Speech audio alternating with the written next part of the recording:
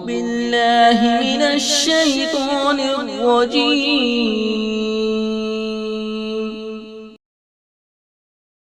بسم الله الرحمن الرحيم.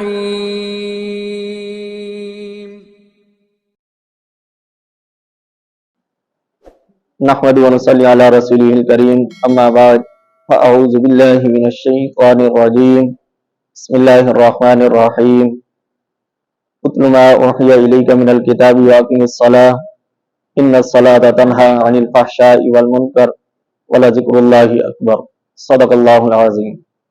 اب حضرات کے سامنے پچھلی ویڈیو میں نماز کی اہمیت کے بارے میں بات ہو رہی تھی کہ نماز کا دین میں کتنا اہم مقام ہے. آج کی اس ویڈیو میں چند ایک اور فوائد اور اس پر جو وعیدیں ہیں ان کے بارے میں مختصراً تذکرہ کرتا چلوں. قرآن پاک میں اللہ رب العزت نے فرمایا ان الصلاۃ تنہی عن الفحشاء والمنکر، بے شک نماز بے حیائی اور بری باتوں سے روکتی ہے. یاد رکھیں کہ نماز، جیسے کہ پچھلی ویڈیو میں بھی آپ کے سامنے یہ بات ہوئی کہ انسان جب نماز کا عادی ہوگا، نماز کا پابند ہوگا، تو اس سے اس کے گناہ صغیرہ اللہ رب العزت معاف فرما دیں گے. اور یہ بھی یاد رکھیں کہ جب انسان نماز کا عادی ہوگا اور ہر وقت نماز کی طرف متوجہ ہوگا تو ظاہر ہے کہ جب وہ فجر پڑھے گا اور اس کے ذہن میں یہ بات ہوگی کہ ابھی تھوڑی دیر میں ظہر کا وقت ہونے والا ہے، تو وہ اپنے آپ کو گناہوں سے، غلط کاموں سے، برائیوں سے بچانے کی کوشش کرے گا. ظہر پڑھے گا تو عصر تک اس کو یہی خیال رہے گا کہ ابھی تھوڑی دیر بعد پھر میں نے رب کے دربار میں حاضر ہونا ہے اور اللہ کے سامنے سر سجدے میں رکھنا ہے. تو اللہ کے سامنے جھکتے ہوئے مجھے شرم آئے گی کہ میں اتنے گناہ اور اتنی غلطیاں اور نافرمانیاں کر کے اللہ کے سامنے جاؤں. اور اسی طرح جب عصر پڑھے گا تو مغرب تک، اور مغرب پڑھے گا عشاء تک، عشاء پڑھے گا تو فجر تک. تو بہرحال انسان ہر نماز کے بعد دوسری نماز کے جب آنے کا انتظار کرے گا اور اس کی ایک جستجو میں رہے گا، اس کی کوشش میں رہے گا، تو انسان خود بخود بھی گناہوں سے بچنے کی کوشش کرے گا. پھر بھی اگر انسان سے کوئی غلطی سرزد ہو جائے گی تو اللہ رب العزت اس کو معاف فرما دیں گے. اور دوسری بات، اللہ رب العزت نے فرمایا کہ نماز بے حیائی اور برائی سے روکتی ہے. اور یہ حقیقی بات ہے، تحقیقی بات ہے، اس لیے کہ اس پر ہمارا ایمان ہے.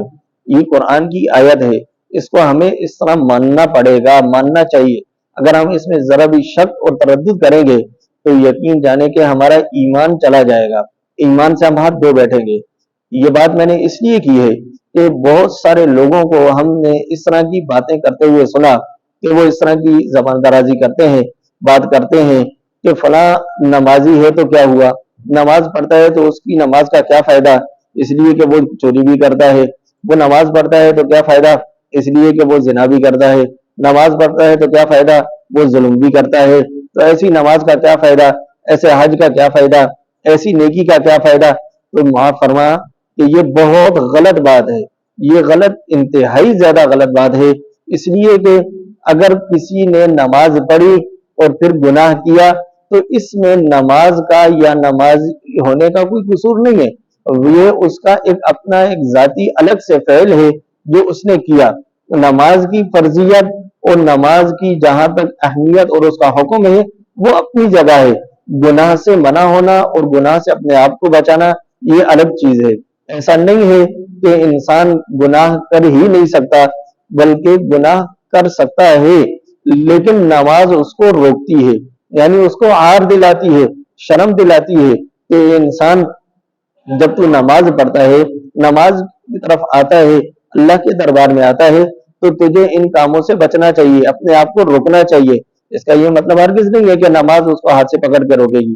پھر دوسری بات یہ ہے، جو حقیقی بات ہے وہ یہ کہ ہم اگر اپنے اندر غور کریں، نمازی ہو یا غیر نمازی ہو، یا غیر نمازی وہ جو کبھی کبھی نماز پڑھتے ہو، نمازی وہ جو ہمیشہ نماز پڑھتے ہو، وہ اگر غور کریں تو ہم اپنا خود جائزہ لے سکتے ہیں کہ ہماری نماز میں کتنی طاقت ہے، ہم اپنی نماز کو کتنا جاندار پڑھتے ہیں، کتنی ہمارے نماز میں قوت ہے کہ وہ ہمیں اپنے گناہوں سے اور برائیوں سے روکے. اس لیے کہ مشہور مثال سے بات سمجھاتا ہوں کہ انسان اگر اپنی حفاظت کے لیے، سونے چاندی کی حفاظت کے لیے یا کسی بھی چیز کی حفاظت کے لیے کوئی سیکورٹی رکھتا ہے کوئی بندہ رکھتا ہے، اگر اس کو وہ ہتھیار دے اور وہ ہر چیز سے واقف ہو، ٹریننگ یافتہ ہو، سب چیزیں جانتا ہو، تو پھر اگر کوئی دشمن آئے گا تو وہ اس کا مقابلہ بھی کرے گا، اس کو دور بھی کرے گا، اپنی بھی حفاظت کرے گا، مالک کی بھی حفاظت کرے گا، اپنی بھی حفاظت کرے گا اور سامان کی بھی حفاظت کرے گا۔ لیکن اگر کوئی شخص سیکورٹی تو رکھے لیکن وہ لاغر رکھے اور یا ایسا رکھے کہ جس کو کسی چیز کا پتہ ہی نہ ہو، یعنی کمزور ہو اور دشمن بھاری ہو، تو پھر وہ اس سے ظاہر ہے کہ مقابلہ نہیں کر سکتا، پھر وہ خود بھی نقصان اٹھائے گا اور مالک کا بھی نقصان کرے گا۔ تو ہماری نمازوں کا یہی حال ہے، ہم نے اپنی نمازوں کو بے نور کر دیا، ہماری نمازوں میں خشوع خضوع نہیں رہا، وہ ہمت اور وہ جرت نہیں رہی، وہ طاقت نہیں رہی نماز میں کہ وہ دشمن کا مقابلہ کر سکے۔ اور ظاہر ہے کہ انسان کے دو دشمن ہیں، ایک نفس اور ایک شیطان۔ تو جب دو دشمن ایک چیز کے مقابلے میں آئے اور وہ چیز بھی اتنی طاقتور نہ ہو تو پھر وہ اس کا مقابلہ نہیں کر سکتی۔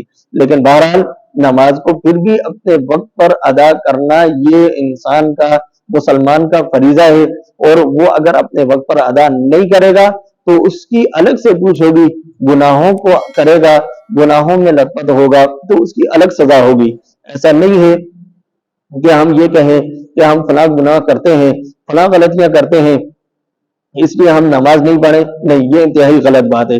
اس طرح کی سوچ رکھنا اور اس طرح کی بات کرنا بھی گناہ ہے، بلکہ نماز اپنی جگہ فرض ہے، نماز کو اپنے فرض کے مطابق اپنے وقت پر ادا کرنا چاہیے، اور اگر اس طرح کی کوئی غلطیاں ہوتی ہیں تو اس سے اپنے رب سے معافی مانگنی چاہیے۔ اور یاد رکھیں کہ اگر انسان نماز کا پابند رہے گا اور نماز کو نہیں چھوڑے گا، مستقل لگا رہے گا، تو ایک نہ ایک دن اللہ رب العزت اس نماز کے ذریعے اس سے وہ گناہ چھڑوا دیں گے۔ لیکن اگر وہ یہ سوچ کر کہ مجھ سے فلاں گناہ ہوتا ہے اس لیے میں نماز نہیں پڑھوں، تو وہ اس گناہ میں اور بڑھتا جائے گا اور مزید گناہوں میں چلتا جائے گا، یہاں تک کہ وہ نماز کو بالکل چھوڑ بیٹھے گا، اور پھر جب نماز کو چھوڑ بیٹھے گا تو دیگر سارے کام بھی کرنے لگے گا۔ تو اس لیے اس شخص کو یہ کرنا بہت غلط بات ہے۔ بہرحال مختصراً یہی ہے کہ انسان نماز کو فرض کا درجہ دیتے ہوئے، اپنا فریضہ سمجھتے ہوئے نماز کو اپنی جگہ اپنے وقت پر ادا کرنا چاہیے۔ اگر کوئی گناہ ہو جاتا ہے تو اس کی الگ سے معافی اور تلافی کرنے چاہیے۔ حضور علیہ الصلوۃ والسلام نے فرمایا کہ جو شخص نماز کو اپنے وقت پر ادا نہ کرے، وہ بعد میں وہ قضا بھی کر لے، پھر بھی ایک حقوق جہنم میں جلے گا، اور ایک حقوق کی مقدار 80 سال لکھی ہے، اور قیامت کا دن ایک دن دنیا کے 1000 سال کے برابر ہے۔ تو اگر اس حساب سے حساب لگایا جائے تو لاکھوں کی تعداد میں یہ تعداد بنتی ہے۔ تو اس لیے اب آپ خود اندازہ لگا لیں کہ ایک نماز کے قضا کر لینے سے، چاہے وہ بعد میں بھی پڑھ لی جائے، تو اس کی اتنی بڑی سزا ہے۔ جو شخص مستقل نماز چھوڑتا رہے اس کا کیا حال ہوگا؟ حضور علیہ الصلوۃ والسلام کے ارشاد ہے، حدیث کا مفہوم ہے کہ اسلام اور کفر کے درمیان جو حائل ہے وہ نماز ہے، یعنی اسلام میں اگر نماز ادا کرتا رہے گا تو بندہ اسلام میں رہے گا، اور اگر اس نماز کو چھوڑ دے گا، لاپرواہی کرے گا، تو انسان کفر میں چلا جائے گا۔ اس کا یہ مطلب ہرگز نہیں ہے کہ اسلام سے ہی نکل جائے گا، کفر میں چلا جائے گا، لیکن یہ وعید کے طور پر حضور علیہ الصلوۃ والسلام نے ڈرانے کے طور پر اس چیز کو بیان فرمایا کہ اسلام وہ ہے کہ جس میں نماز کی پابندی کی جائے، اور غیر مسلموں کا یہ طریقہ ہے کہ وہ نماز کو ادا نہیں کرتے، ان کے سامنے نماز کی کوئی اہمیت نہیں ہے۔ حضور علیہ الصلوۃ والسلام نے فرمایا کہ نماز دین میں اس طرح ہے جیسے انسان کے سر پر جسم ہے، اگر جسم میں سر نہ ہو تو انسان ختم ہو گیا، بیکار ہو گیا، اس کا کوئی کام نہیں، یعنی کہ بے فائدہ ہو گیا۔ اسی طرح اگر نماز اسلام میں نہیں ہوگی تو یہ اسلام بھی ایسے ہی بیکار اور خسارے میں ہوگا۔ تو اس لیے ہمیں نماز کو خاص طور پر اہمیت کے ساتھ اپنے وقت پر ادا کرنا چاہیے، نہ یہ کہ ہم ان چیزوں کو سوچ کے کہ ہم فلاں غلطی کرتے ہیں، فلاں غلطی ہو جاتی ہے یا فلاں گناہ کرتے ہیں تو اس وجہ سے ہم یہ کام نماز چھوڑ دیں، تو یہ بہت غلط بات ہے۔ یہ شیطانی دھوکہ اور وسوسہ ہے۔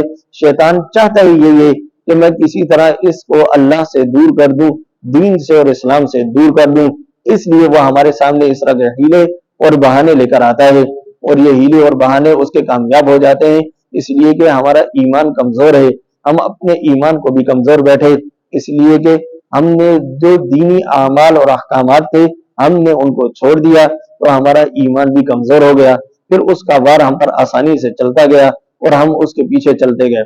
اس لیے ہمیں ان چیزوں کی پرواہ نہ کرتے ہوئے اللہ کا حکم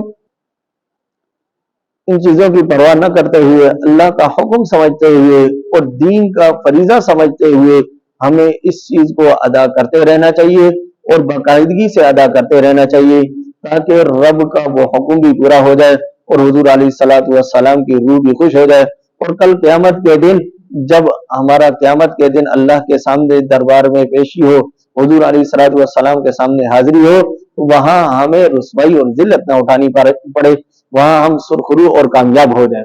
اس لیے کہ اللہ رب العزت کا ارشاد ہے کہ جو شخص نماز ادا کرتا ہے تو میرے ذمے ہے کہ میں اس کو بخش دوں گا، لیکن جو نماز ادا نہیں کرتا تو میرے ذمے اس کی کوئی ذمہ داری نہیں، وہ چاہے کہیں بھی جائے۔ تو بہرحال اللہ رب العزت اس شخص کی حمایت میں اور اس شخص کی یہ مغفرت کا اعلان فرما رہے ہیں کہ جو نمازوں کو اس کے وقت پر اہتمام کے ساتھ ادا کرتا ہے۔ تو ہمیں بھی چاہیے کہ ہم آج سے ابھی سے اس چیز کا تہیہ کریں، ارادہ کریں کہ انشاءاللہ ہم آئندہ سے باقاعدگی کے ساتھ نماز ادا کریں گے اور کوئی نماز ہم بے وجہ کے بغیر کسی وجہ کے نہیں چھوڑیں گے۔ اللہ رب العزت ہمیں اس پر استقامت عطا فرمائے۔ وما علینا الا البلاغ۔